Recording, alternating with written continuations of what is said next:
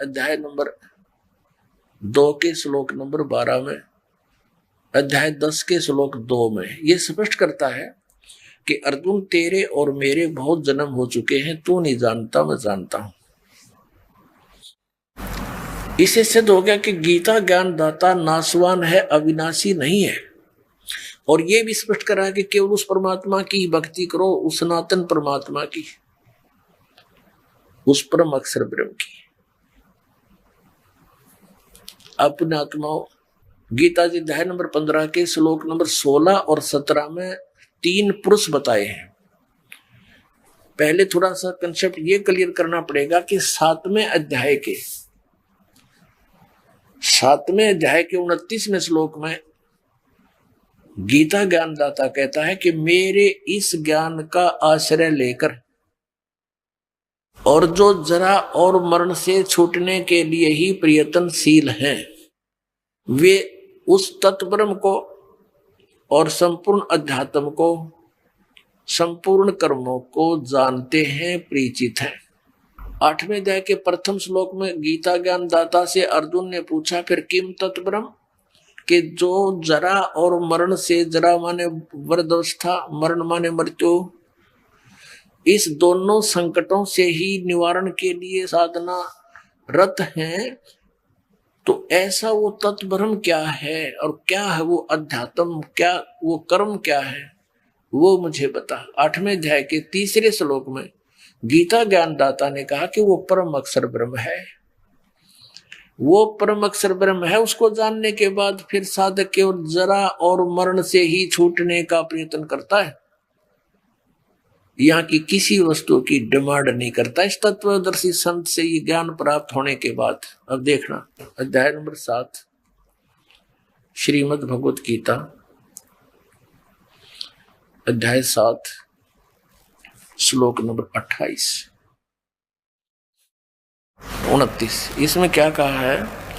जरा मरण मोक्षाय, जरा माने वृद्धावस्था, मरण माने मृत्यु, मोक्षाय माने उससे छुटकारे के लिए, मोक्ष के लिए, माम आश्रित यतन्ति ये ते ब्रह्म तत्विदु कृष्णम अध्यात्म कर्म से अखिलम। अनुवाद यहां देखेंगे इसका अगले पृष्ठ पे। जो मेरे शरण होकर, माम आश्रित का अर्थ है जो मैंने ज्ञान बताया है उसको आश्रय बनाकर तत्वदर्शी संत की खोज कर लेता है, तो वो जो मेरे शरण होकर जरा और मरण से, जरा माने वृद्धावस्था, मरण माने मृत्यु, जरा और मरण से छूटने के लिए जो प्रयत्न करते हैं, यत्न करते हैं, वे पुरुष, वे साधक तत्ब्रह्म, देखो तत्ब्रह्म, उस ब्रह्म को और संपूर्ण अध्यात्म को तथा संपूर्ण कर्मों को जानते हैं।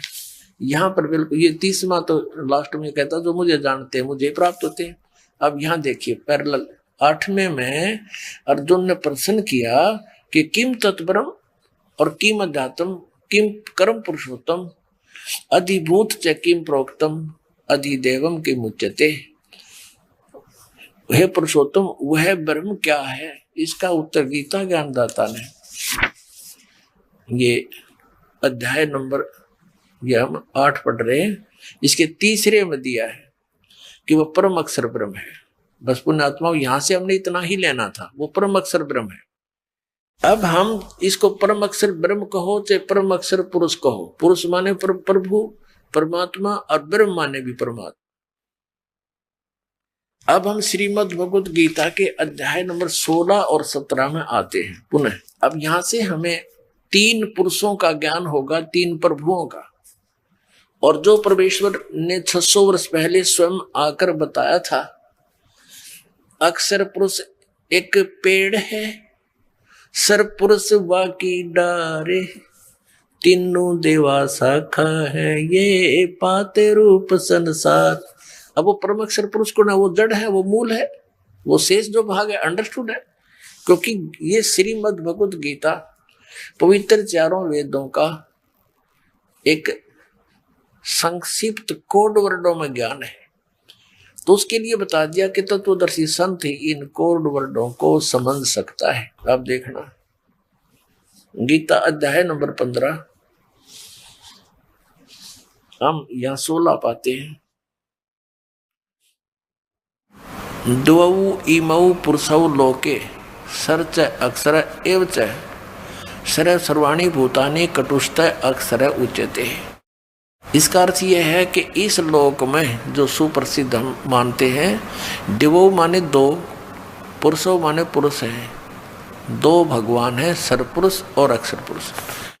और जीवात्मा सबकी अविनाशी है और स्थूल शरीर ये सरपुरुष भी इनके अंतर्गत प्राणियों का भी नाशवान। या देखो इस संसार में नाशवान, सर्वमान्य नाशवान, अक्षर माने अविनाशी भी ये दो प्रकार के पुरुष हैं, दो प्रकार के भगवान हैं, प्रभु हैं। इन्हें लिख के में ज्ञान तो था ही नहीं, जहां इनका ना समझ में पुरुष लिख दे। पुरुष कौन होया? यहाँ पर कोई व्याकरण थोड़ी है, ये दातम ज्ञान है। तो संपूर्ण प्राणियों के शरीर नाशवान है और जीवात्मा अविनाशी कहा जाता है। अब यहां बताया 17वें में कि उत्तम पुरुष तु अन्य, उत्तम पुरुष तु अन्य परमात्मा इति उदाहरते है। ये लोक तर्यम आविश्य विभर्ति अवैश्वर। उत्तम पुरुष यानी वो श्रेष्ठ भगवान, वास्तव में श्रेष्ठ परमात्मा तो अन्य ही है, और है कोई इन दोनों से, इन दोनों से कोई और है, सरपुरुष से और अक्षर पुरुष से वो अन्य ही है। इन दोनों पुरुषों से वो कोई और है, और वही तीनों लोकों में प्रवेश करके सबका धारण पोषण करता है। अविनाशी परमेश्वर परमात्मा इस प्रकार कहा गया है। पुण्यात्माओं, परमेश्वर ने 600 वर्ष पहले कहा था अक्षर पुरुष एक पेड़ है, निरंजन कहो सरपुरुष कहो, सरपुरुष वह की डार और तीनों देवा शाखा है, ये पात्र संसार। ये जो उत्तम पुरुष है तो अन्य ये कौन है? ये परम अक्षर ब्रह्म है, और जो तीनों लोकों में प्रवेश करके सबका धारण पोषण करता है, क्योंकि पूरे वृक्ष को जड़ों से ही आहार प्राप्त होता है। तो हमारा जो सतलोक के अंदर जो परमात्मा है वो प्रोक्ष है। यजुर्वेद अध्याय नंबर 40 के मंत्र नंबर 17 में, यजुर्वेद का अंतिम अध्याय है 40वां, और अंतिम मंत्र है यजुर्वेद के उस 40वें अध्याय का 17वां मंत्र। उसमें और 15वें में तो गीता ज्ञान दाता अपने विषय में कहता है कि मेरा ओम नाम है, इस ओम नाम का सिमरण कर। और फिर 17वें में ये कह दिया कि वो परमात्मा तो प्रोक्ष है, गुप्त है, हिडन है, छुपा हुआ है। जैसे जड़ें नीचे छुपी हुई होती है, ऐसे वो परमात्मा गुप्त है, ऊपर प्रोक्ष पूर्ण परमात्मा। और मैं ब्रह्म हूं, मेरा ओम नाम है। ये देखिएगा यजुर्वेद आपको दिखाते हैं। प्रकाशक है सार्वदेशी कार्य प्रतिनिधि सभा 2/5 महर्षि दान भवन रामलीला मैदान नई दिल्ली। महर्षि दान सरस्वती कर, इसका अनुवाद किया महर्षि दान ने। ये वेदों का लेखक नहीं है। मुद्रक Prince offset printers 1510 Pataudi house त्रियागन नई दिल्ली। ये है यजुर्वेद भाष्यम। ये 15वां श्लोक है। इसमें तो ये खुद कहता है ये वेद ज्ञान दाता, वायु अनिलम अमृतम अथिदम भस्मांतम शरीरम ओम करतो समर किलबे समर करतुम समर। यही गीता जी के अध्याय नंबर 8 में कहा है कि मुझ ब्रह्म का केवल एक ओम अक्षर है, इसका अंतिम सांस तक सिमरण करता हुआ शरीर छोड़कर जाता हूं, इस परम गति को प्राप्त होता जो ओम से मिलने वाली है। फिर यहां देखो ये 17वां श्लोक है। इसमें क्या लिखा? हे मनुष्यों, जिस ज्योत स्वरूप रक्षक मुझसे अविनाशी यथार्थ कारण के आच्छादित मुख के तुल्य उत्तम अंग का प्रकाश किया जाता है, जो वह प्राण व सूर्य मंडल में पुरुष माने पूर्ण परमात्मा है। वह तो प्रोक्ष रूप है, वह गुप्त है, अहम। और मैं ब्रह्म खम आकाश के तुल्य में, खम माने आकाश में, उस ब्रह्म लोक रूपी दिव्य आकाश में रहता हूं, और मेरा एक ओम नाम ऐसा जानो। बस अब फिर देखिएगा इस उल्टे लटके हुए संसार रूपी वृक्ष को परमात्मा ने स्वयं आकर अपनी जानकारी दी कि अक्षर पुरुष एक पेड़ है।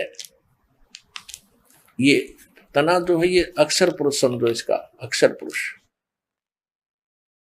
और सरपुरुष इसे निकली हुई एक डार, और तीनों देवा शाखा है ये पात रूप संसार। हम आगे यहाँ पात रूप में है और इसको जड़ से आहार मिलता है सबको। अपने आत्मा यहाँ ये अज्ञानी हमारे गुरु पूर्व के ये आपको फिर उलझा सकते हैं कि गीता ज्ञानदाता 15वें अध्याय के 18वें श्लोक में अपने आप को पुरुषोत्तम कहता है।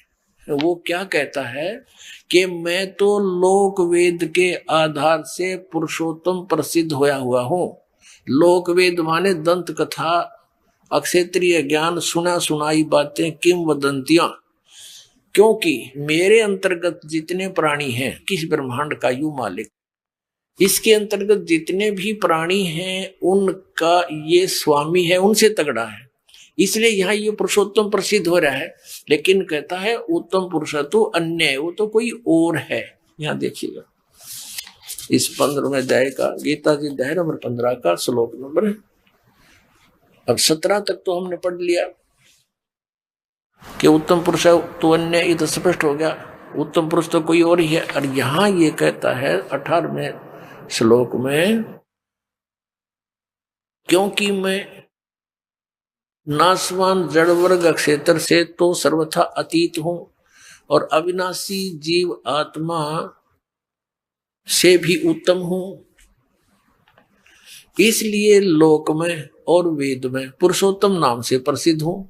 अब ये क्या है कि यस्मात् अक्षर अतीत है अहम अक्षरात अपि च उत्तम, अतः अस्मि लोके वेदे, यानी लोक वेद में दंत कथाओं से मैं पुरुषोत्तम प्रसिद्ध हूँ। प्रसिद्ध माने प्रसिद्ध हूँ, क्योंकि मेरे अंतर्गत जितने प्राणी हैं, ये चाहे वो स्थूल शरीर में है, चाहे वो अविनाशी जीवात्मा रूप में, उनसे मैं उत्तम हूँ, उनसे तगड़ा हूँ, इसलिए मैं पुरुषोत्तम प्रसिद्ध हो रहा हूँ। नहीं, वास्तव में तो पुरुषोत्तम यहाँ बता दिया इस 15वें अध्याय के अब 17वें श्लोक में कि उत्तम पुरुष है तो अन्य है, वो इन दो पुरुषों से कोई और है, और वही तीनों लोकों में प्रवेश करके सबका धारण पोषण करता, वो अविनाशी परमेश्वर परमात्मा इस प्रकार का है। अब हम उस प्रसंग पर आते हैं कि परमात्मा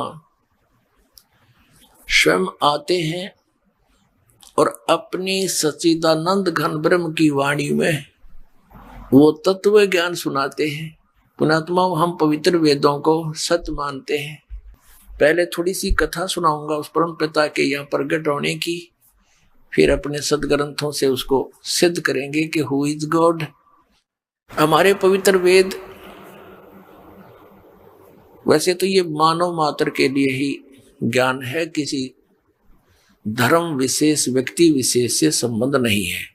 फिर भी वेदों को, गीता को, पुराणों को हिंदुओं के साथ जोड़ दिया। चलो हम पहले अपने ही इस भाईचारे को समझो, बंधुओं को, इनको ही समझाएंगे, फिर पूरे विश्व को साथ लेंगे, क्योंकि हम एक पिता की संतान हैं। जीव हमारी जाति है, मानव धर्म हमारा हिंदू मुस्लिम सिख ईसाई कोई धर्म नहीं है न्यारा।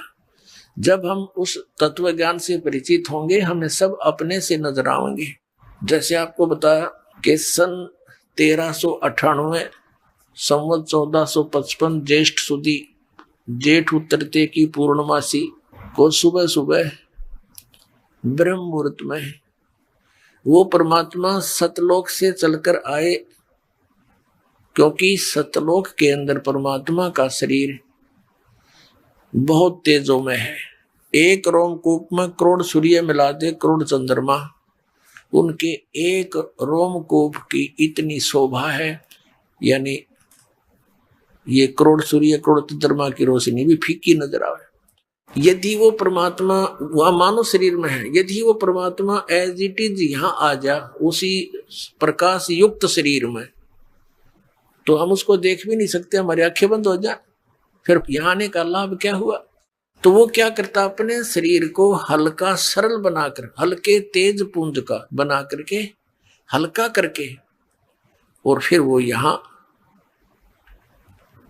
हमारे को मिलते हैं। तो ऐसे वो परमात्मा प्रत्येक युग में एक ऐसी लीला करते हैं कि एक बालक रूप धारण करते हैं और किसी सरोवर में कमल के फूल पर आकर विराजमान होते हैं, जिसके कारण उस परमात्मा को नारायण कहते हैं। नार माने जल, आयन माने उस पर आने वाला, उतरने वाला। अब जैसे हमने श्री विष्णु जी को नारायण मान रखा कि शेष नाग की सैया पर सोया था, चलो जो भी जल के ऊपर विश्राम कर ले उसने नारायण तक कह सके हैं, लेकिन अब उनकी सब शक्तियों से परिचित हम होंगे तब पता चलेगा नारायण कौन सा है। तो वहां वो आकर प्रकट होते हैं। तो वहां ऐसे ही प्रकट हुए। पहले थोड़ी सी एक बैकग्राउंड सुनाएंगे। ये नीरू निम्मा कौन थे? ये परमात्मा सत्यपुरुष, ये चारों युगों में आते हैं। सतयुग में इनका सत सुकृत नाम होता है, त्रेता में इनका नाम मुनिंद्र होता है, द्वापर में उस परमेश्वर का नाम करुणामय होता है, और कलयुग के अंदर वो परमात्मा अपना यथार्थ नाम लेकर ही प्रकट होते हैं। कबीर देव, कबीर साहब, कबीर परमात्मा, अल्लाहू अकबर। अभी आपको वेदों से रूबरू भी कराएंगे, उसमें यही प्रमाण दिया हुआ है कि वो परमात्मा 3 प्रकार के शरीर धारण करके 3 प्रकार के शरीरों में रहता है, यानी 3 प्रकार के शरीर से अपने पूरे ब्रह्मांडों की वो देखभाल करता है, धारण पोषण करता है। वो कैसी सतिथि है? 3 शरीर। एक प्रकार के तो मालिक सतलोक के अंदर स्थिर रहते हैं, उनके एक रोमकूप में करोड़ सूर्य करोड़ चंद्रमा मिला दे इतनी रोशनी उसकी अधिक रहती है इससे भी। तो दूसरा वो क्या करते हैं, प्रत्येक युग में एक शिशु रूप धारण करके एक लीला करते हैं। उनको एक निसंतान दंपति उठा ले जाते हैं और धीरे धीरे वो एक लीला में तरीके से बड़े होते हैं। छोटी सी आयु में ही वो विद्वानों के साथ डिस्कस करना शुरू कर देते हैं, उनके छक्के छुड़ा देते हैं। फिर वो बड़ा होते हैं, अपनी अमृत वाणी को बोलकर सुनाते हैं। वो लिपिबद्ध कर दी जाती है, उसको सच्चिदानंद घन ब्रह्म की वाणी अर्थात उसको सूक्ष्म वेद बोलते हैं, उसको तत्व ज्ञान भी कहते हैं। और तीसरी स्थिति यह है कि वो जब चाहे कहीं पर भी किसी महात्मा को आकर, संत को, अच्छी आत्मा को आकर के और कभी भी मिल लेते हैं, कोई साधु वेश बनाकर, संत का भेष बनाकर। ये 3 स्थिति है उस परमात्मा की। तो ये द्वितीय स्थिति यानी शिशु रूप धारण करके आते हैं। तो ये नीरू निम्मा कौन थे?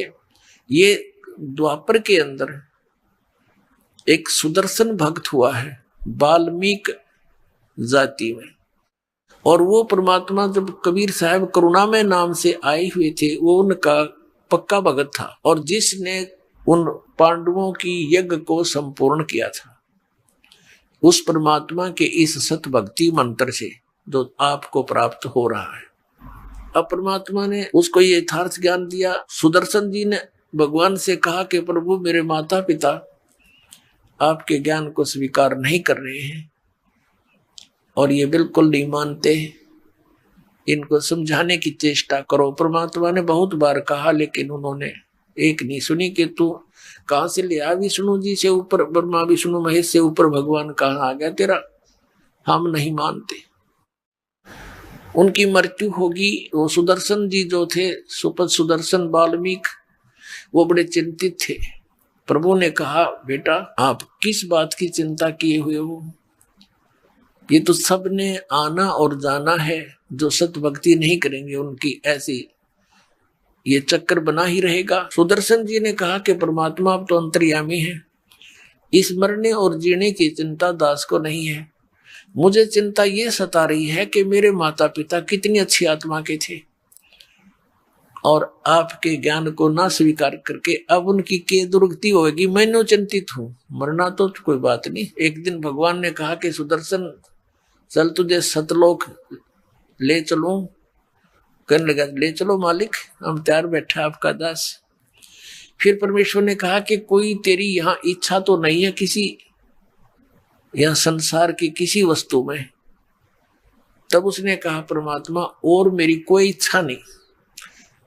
एक इच्छा समझो और चाहे मेरी कमजोरी समझो, आप तो अंतर्यामी हैं कि मेरे माता पिता बहुत अच्छे थे, ये प्रभु उन्होंने भक्ति नहीं करी, अब वो कितना कष्ट उठा रहे होंगे। मेरी आपसे प्रार्थना है कि हे परमात्मा उनको किसी जन्म में अपनी शरण में ले लेना, उनका कल्याण करना। अब पुण्यात्मा परमात्मा ने सोचा कि अब देख इतना ज्ञान दे दिया फिर भी इतना प्रेशर इसके ऊपर, इस अज्ञान का। फिर मालिक ने सोचा कि एक मुश्किल से एक भगत तैयार हुआ है और ये और रह जाएगा इस माँ बाप के चक्कर में। तब परमात्मा ने कहा बेटा तू चिंता ना करे, तेरे माता पिता को मैं अवश्य शरण बनूंगा और उसको पार कर दूंगा। तब वो प्रसन्न हो गया, खुश हो गया। अब मैं निश्चिंत हो गया भगवान कि अच्छा चाली तू अब मर ले, सतलोक में चल।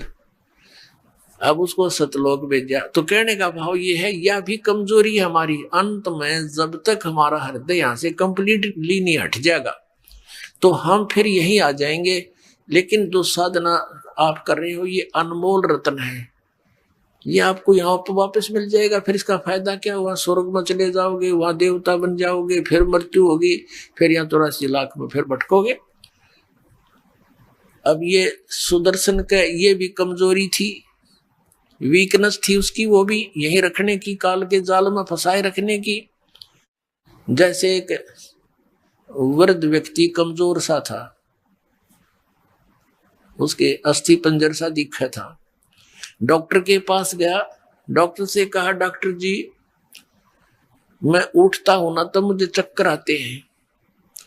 डॉक्टर ने कहा कि बाबा यह कमजोरी है, वीकनेस है, कमजोरी है। फिर कहा कि मेरी पिंडलियों में दर्द रहता है। डॉक्टर ने कहा कमजोरी है। मेरे सिर में दर्द हो जाता है। डॉक्टर ने कहा बाबा कमजोरी है। तो वो बाबा जो नाराज हो गया और कहने लगा तो डॉक्टर है गम चक्र, एक के बाद जाना है क्या, कमजोरी है, कमजोरी है, कुछ और भी कहेगा। तो डॉक्टर ने बोला बाबा यह भी कमजोरी है, क्योंकि कमजोर आदमी ने गुस्सा गणाया करे। तो यह भी कमजोरी ही थी उसकी, सुदर्शन जी की, जो न्यू कह था कि मेरी क्या इच्छा नहीं है भगवान, किसी चीज में इच्छा नहीं है, बस मेरे माता पिता की याद आवे है कि वो कितना दुखी हो रहे होंगे। यह भी कमजोरी ये थी जो यहाँ फंसा देती, उसको माता पिता के पास पटक दे, वो काल उसको उठा के जहाँ आशा ता बासा हुई। तो पुण्यात्माओं अगले जन्म में वो सुदर्शन जी के माता पिता ब्राह्मण और ब्राह्मणी दोनों का योग हो गया।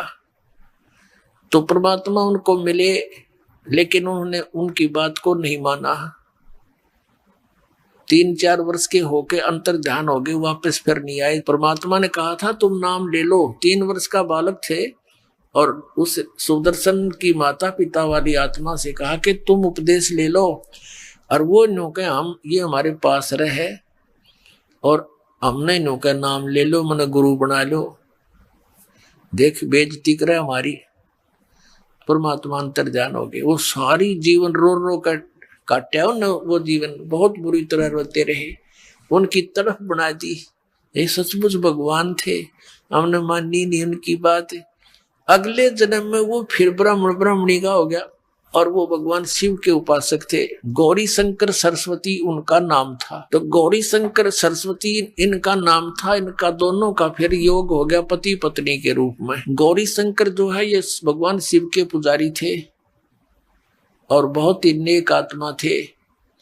निस्वार्थ भाव से भगवान शिव की शिव पुराण की कथा करते थे, किसी को मिसगाइड नहीं करते थे अपनी रोजी रोटी के लिए। और कथा में जो भी कोई दान दक्षिणा आ जाती थी उसी से निर्वाह चल रहा था। और शेष जो बच जाता था भोजन से वो भंडारा कर देते थे, संग्रह नहीं करते थे। अब क्या हुआ, अन्य जो दूसरे ब्राह्मण थे वो रोजी रोटी के लिए कथाएं किया करते थे, वहां लोगों ने जाना कम कर दिया। गौरी शंकर के पास उनका समूह ज्यादा हो गया। तो अन्य जो ब्राह्मण थे वो उनसे ईर्ष्या करने लग गए। इस बात का ज्ञान था मुसलमानों को, ये काशी शहर में जन्मे थे। तो मुसलमानों ने सोचा कि ये गौरी शंकर हिंदू धर्म का प्रचार घना कर रहा है और इसके साथ ये ब्राह्मण है नहीं, और उन गुरुओं के साथ ही जनता होती थी, जो वो कहते थे वही कर देते थे। तो मुसलमानों ने जबरदस्ती बलपूर्वक अपना जूठा पानी उनके कपड़ों पर छिड़क दिया, उस गौरी शंकर सरस्वती के कपड़ों पर घर में उनके मुंह में डाल दिया जबरदस्ती, और कह दिया ये मुसलमान बन गए, मुसलमान बन गए। अब वो जो विरोधी ग्रुप था ब्राह्मणों का, उन्होंने सब जगह कह दिया कि गौरी शंकर मुसलमान बन गए हैं, वहां कोई नहीं जाएगा, उसको अधिकार नहीं रहा हमारे पुराणों और ग्रंथों के प्रचार करने का। गंगा में स्नान करना भी बंद करवा दिया। अब वो विवश हो गए, निर्वाह की समस्या आ गई, तो उनका नाम रख दिया, एक का गौरी शंकर का नाम रख दिया नूर अली, जिसको नीरू कहने लगे, और सरस्वती का नाम रख दिया नियामत, उसको नीमा कहने लगे। इस प्रकार नीरू और नीमा नाम से वो दोनों प्रसिद्ध हुए।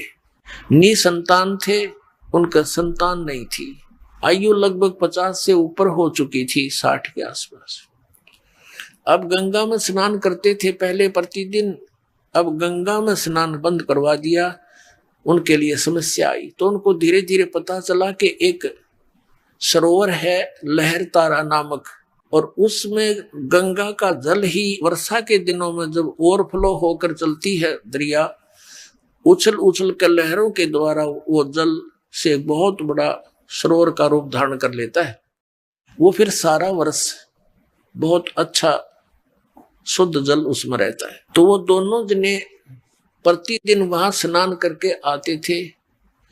रोटी रोजी के लिए, निर्वाह के लिए उन्होंने एक सिंपल सा कारखाना लाया, यानी जिसमें कुछ भी खर्च ना हो, कपड़ा बुनने के। उसमें 4-5 डंडे से गाडने होते हैं, बस लकड़ी के काट के जंगल तक, और उसमें सूत लाकर लोगों से उनको बनाने की मजदूरी लेते थे। तो जिस कारण से वो कपड़ा बुनने के कारण जुलाहा नाम से प्रसिद्ध हो गए। अब वो संतानहीन थे, व्यक्ति तो कुछ अपनी कर लेता है संतुष्टि, लेकिन ये बहन जो होती है इनको समाज नहीं टेकन देता।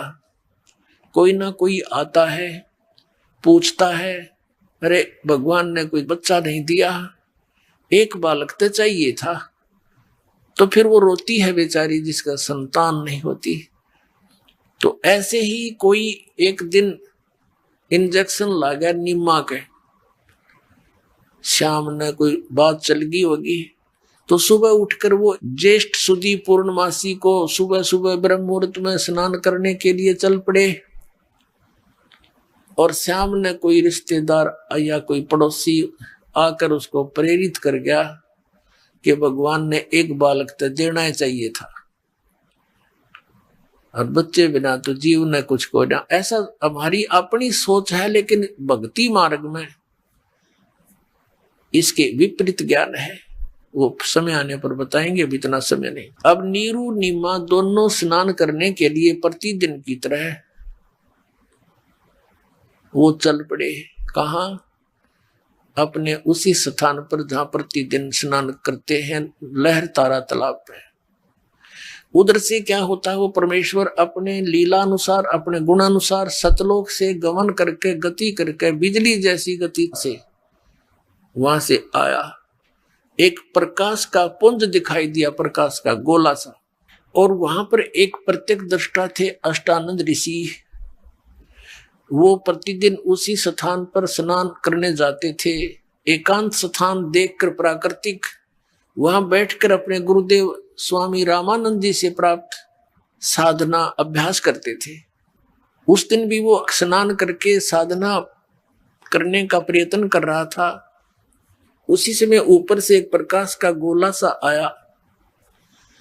अष्टानंद महर्षि की आंखें ऊपर को हुई, देखा तो बहुत तेज था वो, आंखें बंद होगी।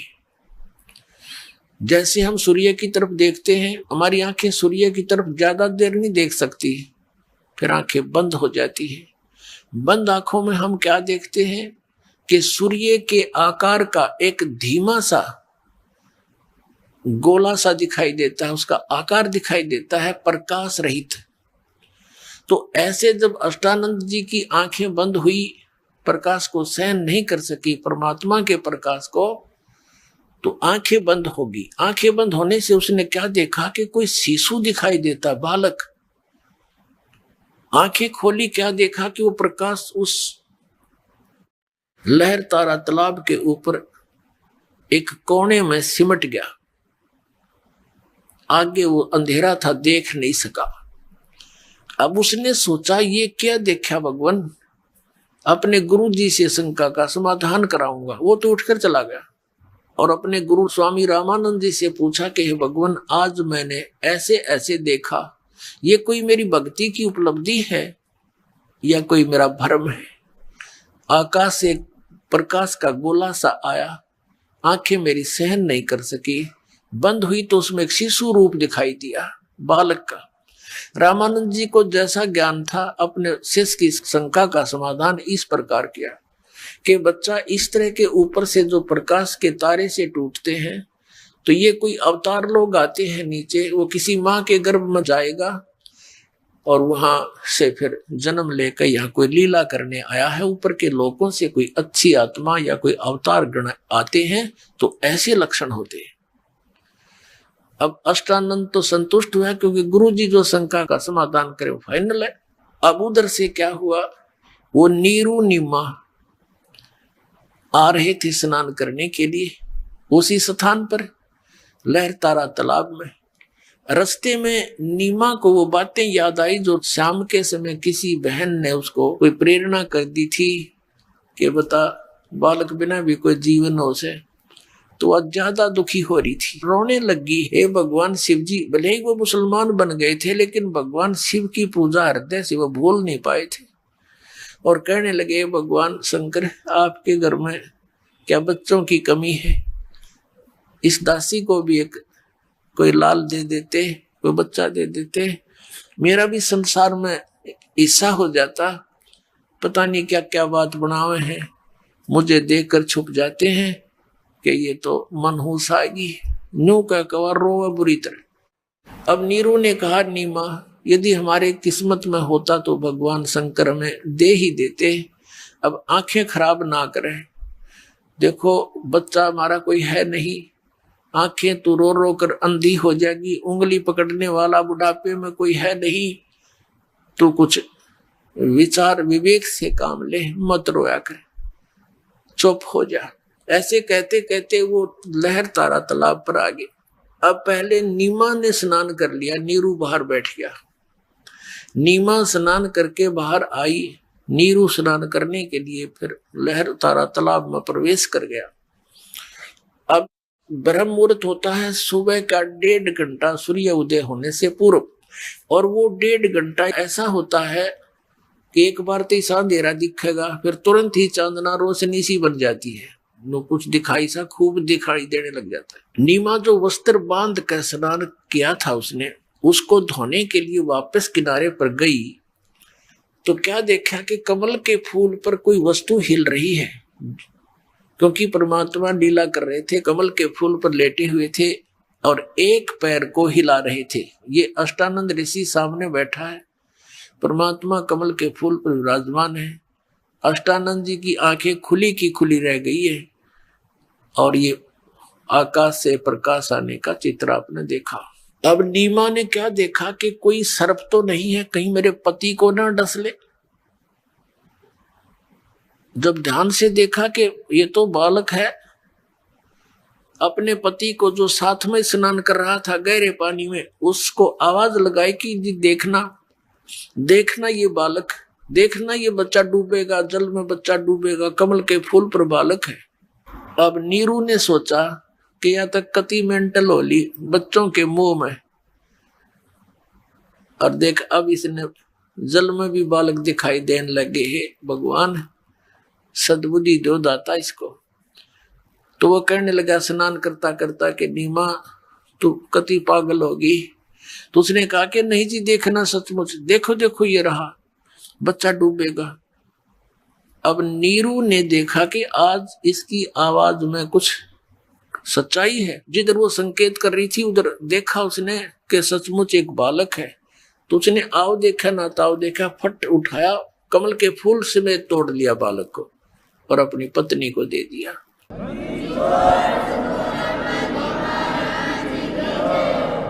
और नीमा इस परमेश्वर को लेकर के बाहर आ गई सरोवर से। अब नीरू नहा रहा था और नीमा ने देखा उस परमात्मा का इतना सुंदर शरीर, इतना सुंदर चेहरा। अपनात्मा जिस भगवान के नाम लेते रोम रोम खड़े हो जाते हैं और उस परमेश्वर के लिए भक्त भटक रहे हैं। लाखों वर्षों, हजारों वर्षों, सैकड़ों वर्षों तक तपस्याएं कर ली, वो परमात्मा ना मिला। और उस बहन को नीमा की गोदी में बैठा है। अपनात्मा बर्फ तो दूर से ही ठंड कर देती है और निकट हो जाता कति गर्मी आसपास नहीं आने दे। तो संसारिक जो दुख उस भगवान की प्रेजेंस में छू मंतर हो जाते हैं। और जब ये टेंशन खत्म हो जाती है तो आत्मा अपने आप को हल्का सा महसूस करती है। तो परमात्मा की उपस्थिति में ये समाप्त हो जाते हैं। अपनात्मा जिस भगवान के नाम लेते हैं रोम रोम खड़े हो जाते हैं और उस परमेश्वर के लिए भक्त भटक रहे हैं। लाखों वर्षों, हजारों वर्षों, सैकड़ों वर्षों तक तपस्याएं कर ली, वो परमात्मा ना मिला। और उस बहन को नीमा की गोदी में बैठा है। अपनात्मा बर्फ तो दूर से ही ठंड कर देती है और निकट हो जाता कति गर्मी आसपास नहीं आने दे। तो संसारिक जो दुख उस भगवान की प्रेजेंस में छू मंतर हो जाते हैं। और जब ये टेंशन खत्म हो जाती है तो आत्मा अपने आप को हल्का सा महसूस करती है। तो परमात्मा की उपस्थिति में ये समाप्त हो जाते हैं। तो जिस मालिक के नाम लेने आत्मा गदगद हो जाती है और उसको वो माई लाड कर रही है, सीने से लगा रही है, कदे उसका मुंह चूम रही है और शुक्र मना रही है अपने भगवान शंकर का। हे भगवान, हे शंकर भगवान, आज अर्ज करी थी हृदय ते, आज सुन दी मेरी। अब परमात्मा कहते हैं कि जगत का पेख ना पेखा और धनी का नाम ना लेखा। वहां नंबर शंकर भगवान के बड़न लग रहे हैं और मालिक खुद आ रहे हैं उसके लिए। ऐसे था हमारे साथ। हम लोकवेद के आधार से जो भी साधनाएं करते थे, जो भी सुख होता था प्रारब्ध बस, तो हम इन भगवानों को क्रेडिट देते थे, ब्रह्मा विष्णु महेश और श्याम जी हनुमान जी को, जब इनका कोई रोल नहीं प्रारब्ध के अंदर। ना ये सुख दे सकते ना ये दुख दे सकते। आपको परमात्मा की अमृतवाणी सुनाते हैं। 84 बंधन कटे कीनी कल्प कबीरे, भवन चतुर्दश लोक सब ये टूटे जम जंजीरे। अनंत कोट ब्रह्मांड में वो बंदी छोड़ कहाए, सो तो एक कबीरे हैं वो जननी जने नमाए। पुणात्मा, ये इतना लंबा सिलेबस है कि जो दास आज शुरू करना चाहे था, सुनाना चाहे था, वहां तक तो पहुंच ही नहीं पाया है। फिर भी ये सारा ज्ञान मिलकर ही हमारा पूरा कोर्स होगा।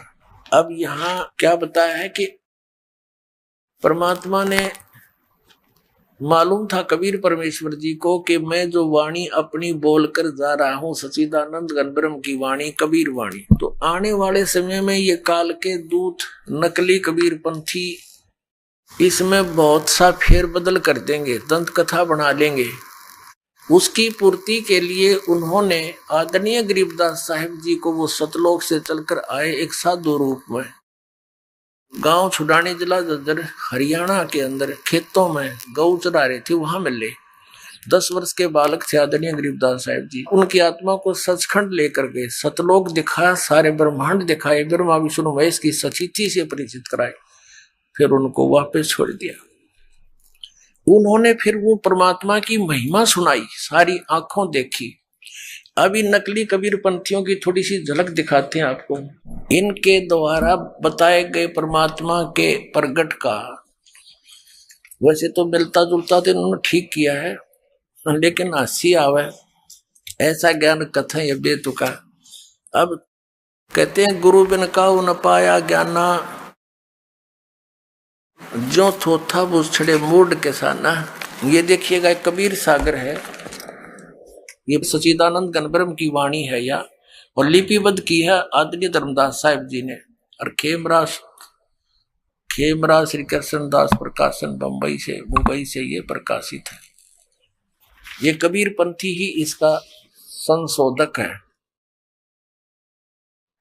कबीर पंथी भारत पथिक स्वामी युगलानंद बिहारी द्वारा परिष्कृत ये प्रकाशक व मुद्रक हैं। इसके अध्यक्ष वेंकटेश्वर प्रेस, खेमराज श्री कृष्ण दास मार्ग, मुंबई। अब इसके देखियो न के ऊपर अड़ंगा कर रखे है, ये बोध सागर कबीर चरित्र बोध नामक एक सब्जेक्ट है, अध्याय है यो, इसमें चैप्टर है। यहाँ क्या लिखा है कि संवत 1455 विक्रमी ज्येष्ठ सुदी पूर्णमासी को सोमवार के दिन सतपुरुष का तेज काशी लहर तारा तालाब में उतरा। उसमें पृथ्वी और आकाश प्रकाशित हो गया। उसमें अष्टानंद वैष्णव एक तालाब पर बैठे थे। वर्षा हो रही थी। बादल आकाश में घिरे रहने के कारण अंधकार छाया हुआ था और बिजली चमक रही थी। जिस समय वह प्रकाश तालाब में उतरा उस समय समस्त तालाब जगमग जगमग करने लगा, बड़ा प्रकाश हुआ और वह प्रकाश उस तालाब में ठहर गया और प्रत्येक दिशाएं जगमगाहट से परिपूर्ण हो गई। इस आश्चर्य में प्रकाश को देखकर अष्टानंद जी आश्चर्यचकित हुए। प्रकाश के फैलते ही मयूर, चकोर आदि नाना प्रकार के पक्षी बोलने लगे। अष्टानंद जी जो उस तेज के को देखा तो अष्टानंद जी ने उस तेज को देखा तो आन कर उसका समस्त विवरण रामानंद स्वामी से कहा। मैंने लहर तारा तालाब में एक ऐसी ज्योति का निरीक्षण किया जिससे मुझको अत्यंत आश्चर्य हुआ। उस ज्योति का आकाश में उतरे और लहर तारा तालाब में ठहरते देखा। ये सारा तब यह बात सुनकर रामानंद स्वामी ने अष्टानंद से कहा कि वह प्रकाश जो तुमने देखा उसका कौतुक शीघ्र ही तुम्हारे देखने और सुनने में आवेगा। वह तेज बालक के आकार में हुआ। उस जल के ऊपर कमल के पुष्प में उतारने और बालक के सदृश हाथ पांव फेंकने लगा। आगे नीरू के पूर्व जन्म की कथा। सोपत सुदर्शन के माता पिता के थे। वे दोनों भंगी का शरीर छोड़कर ब्राह्मणी हुए थे। ये अर्थी ठीक रखे। आगे देखिए तो दास बताना चाहता है। नीरू जुल्हा काशी नगरी में रहता था। एक दिवस वह अपनी स्त्री से चला आता था।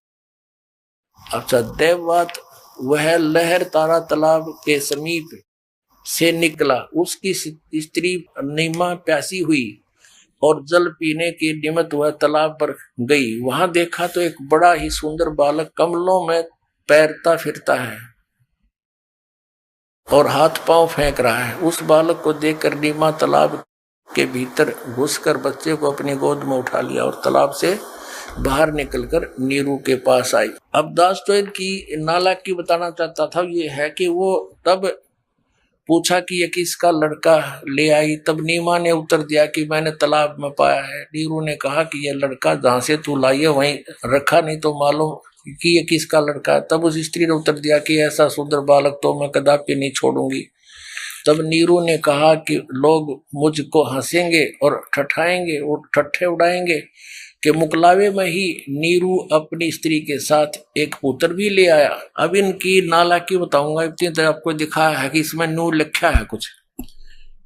ये क्या कहना चाहते हैं कि नीरू अपनी पत्नी ने पहली बार लाया मुकलावे में। अर्णों को बड़ा जोर का राम वर्षा हो रही थी, बादल कटते थे, खूब जोर की वर्षा हो रही थी। अष्टानंद उड़ा बैठा था वर्षा में, है तरह के से।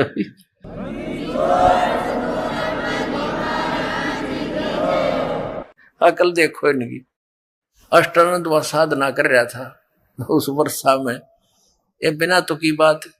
वास्तविकता ये है पुण्यात्माओं, ये इनकी दंत कथा है। इस सत्य को सत्य रखने के लिए, सत्य को ऊपर रखने के लिए, सच्चाई जो बनाए रखने के लिए परमेश्वर ने अपनी प्यारी आत्मा गरीबदास जी को ये ज्ञान दिया। तो वो जो दास आपको सुनाना चाहता है, ईब समझ में आओगी। अब आदरणीय गरीबदास साहिब जी ने आंखों देखा उस परमेश्वर का वो सत्य वर्णन किया है। जैसे तुलसीदास जी ने श्री रामचंद्र जी के लाखों वर्ष पहले घटी हुई घटनाओं को और अपनी चौपाइयों के माध्यम से ज्यों का त्यों वर्णित कर दिया, और जो आज हिंदू धर्म के अंदर उन्हीं चौपाइयों को आधार मानकर भगवान श्री राम की महिमा सुनाई जाती है। अब ये दिव्य दृष्टि होती है। अब जो तुलसीदास जी को जो दिव्य दृष्टि प्राप्त हुई और जो गरीबदास जी को प्राप्त हुई, उसमें बहुत अंतर है। जैसे एक दूरबीन होती है दूरदर्शी, उसकी रेंज होती है, एक तो 1 किलोमीटर तक भी नहीं देख सकती, और एक देख ले लाखों किलोमीटर ऊपर तक का, कहीं दूर तक का। तो ऐसे गरीबदास साहिब जी को भी परमात्मा ने वो दिव्य दृष्टि दी, उनका ज्ञान योग खोल दिया, और उस सच्चाई को तुलसीदास जी की तरह अपने भगवान कबीर साहिब की महिमा का वर्णन किया। अनंत कोट ब्रह्मांड में बंदी छोड़ कहाए, सो तो एक कबीर है जननी जने नमाए। शब्द स्वरूप साहेब धनी, शब्द सेंध सब माही, बाहर भीतर रम रहा जहां तहां सब ठाही।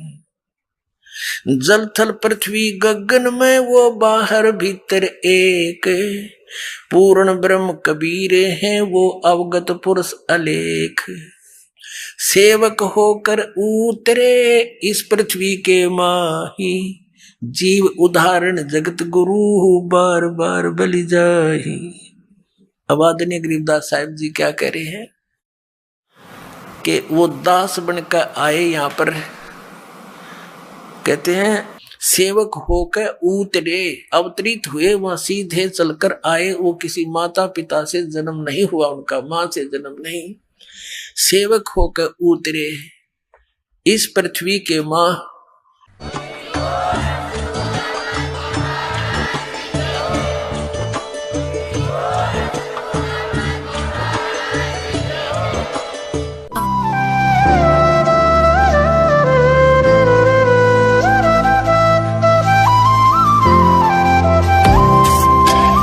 सत सोही।